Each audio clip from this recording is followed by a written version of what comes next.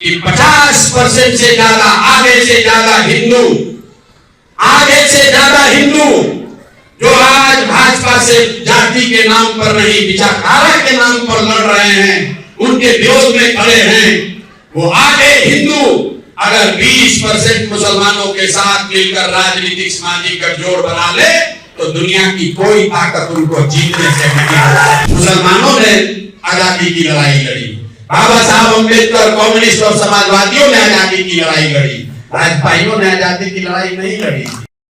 देखिए, चुनाव में जब पार्टियां उतरती है तो उतरने से पहले अपना एक समीकरण बनाती है, अपने समीकरण के हिसाब से पहुंचने का प्रयास होता है उस जादुई आंकड़े का जो 50% सीटों का है। वहां तक पहुंचने के बाद ही सत्ता का दरवाजा जो है वो खुलता है। तो ऐसे में अलग अलग पार्टियां अपने अपने अलग अलग वोट कैडर तैयार करती है। पहले कांग्रेस के बारे में कहा जाता था कि कांग्रेस फॉरवर्ड्स की पार्टी है, फिर बाद में बीजेपी फॉरवर्ड्स की पार्टी कही जाने लगी। राजद की बात करें तो राजद MY समीकरण की बात करती है। उसी तरीके से अलग अलग जो पार्टियां हैं उनके अलग अलग कैडर्स हैं।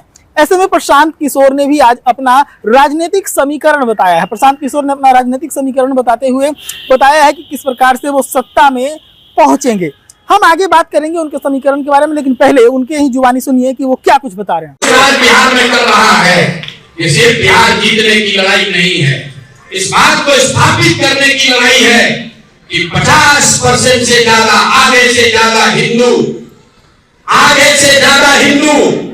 जो आज भाजपा से जाति के नाम पर नहीं विचारधारा के नाम पर लड़ रहे हैं, उनके विरोध में खड़े हैं, वो आधे हिंदू अगर 20% मुसलमानों के साथ मिलकर राजनीतिक सामाजिक गठजोड़ बना ले तो दुनिया की कोई ताकत उनको जीतने से नहीं रोक सकती है, कोई नहीं रोक सकती है। इसका प्रमाण है 80% आबाद हिंदुओं के देश में भाजपा को 40% से कम वोट मिला है।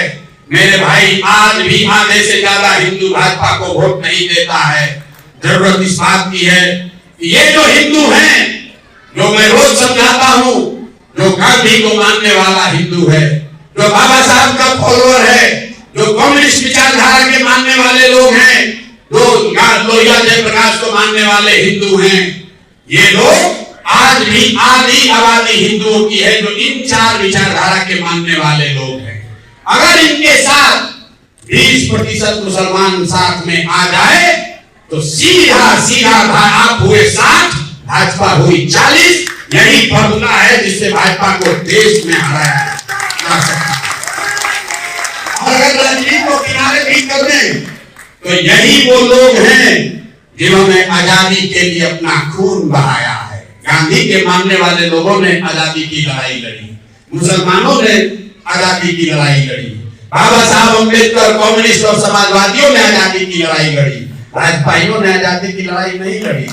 तो अगर जैसे देश में आजादी हासिल करने के लिए मुसलमानों का और इन 4 विचारधारा के मानने वाले लोगों का गठबंधन बना था, उसी तरह अगर आज आपको नई व्यवस्था खड़ी करनी है तो विचारधारा आधारित व्यवस्था बनानी पड़ेगी। लोहे को लोहा काटता है मेरे भाई, जो संघ है, भाजपा है, वो विचारधारा आधारित व्यवस्था है। अगर भाजपा की विचारधारा से लड़ना है तो महात्मा गांधी की विचारधारा को ही खड़ा करना पड़ेगा, दूसरा कोई रास्ता नहीं। मुसलमानों को बस मैं इतना ही कहूंगा मेरे भाई, अब अगले 2 महीने अभी भी आंख बंद करके भरोसा मत कीजिए, देखते जाइए।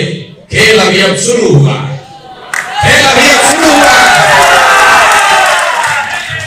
आपको याद दिलाना चाहता हूं 2015 में मैंने 2 जून 2015 को शुरुआत करी थी। तब ये मोदी की लहर थी। 14 में हम ही लोग जिताने में कंधा लगाए थे। 15 में जब यहां आए, 2 जून 2015 को पहली बार मैंने हर घर दस्तक प्रोग्राम शुरू किया था। और जो महागठबंधन जिसकी आप चर्चा करते हैं, वो अगस्त में महागठबंधन बना था और नवंबर आते आते भाजपा को 55 सीट पर हम लोग समेट दिए। अभी बहुत पानी बहना बाकी है। आपको सिर्फ इतना ही आग्रह करने आए हैं कि अब समय आ गया ये देखने का, समझने का कि समाज में कौन कौन से लोग जनसुराज से जुड़ रहे हैं और ये तय करने का कि जब सारा समाज जनसुराज से जुड़ रहा है तो कहीं मुसलमान किनारे ना बैठा रह जाए, बस यही आपसे आग्रह करने आए।